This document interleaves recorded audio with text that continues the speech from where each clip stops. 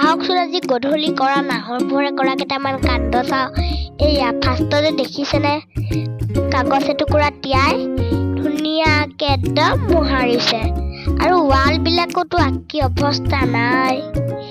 এয়া দেখিছেনে mat set গোটেই অতৰাই আঠা দিছে আৰু তাৰ পৰা ইহঁতি আকৌ তিয়াই আকৌ মোহাৰ যিমানে ডাঙৰ হৈছে ঘৰৰ কামৰ প্ৰতি আগ্ৰহ কৰিছে।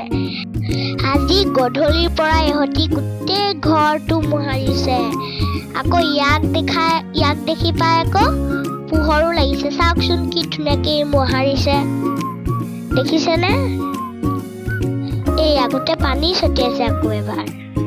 তাৰ পৰা আকৌ তিয়াই আকৌ মোহাৰে, আকৌ তিয়াই আকৌ মোহাৰে।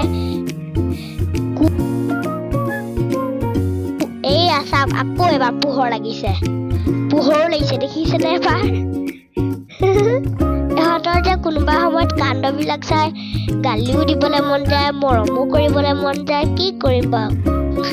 সেইটো কাৰণে এই চাওকচোন আকৌ তিয়া আকৌ মোহাৰে আৰু পোহৰক চাওকচোন পোহৰে কি মোহাৰিছে, কেনেকে মোহাৰিছে। নাহৰে আকৌ গোটেই ঘৰটো পানী ছটিয়াইছে। মোৰ ভাইটিকেইটাৰ কামৰ ভিডিঅ' চাই কেনেকে লাগিল জনাব। ধন্যবাদ।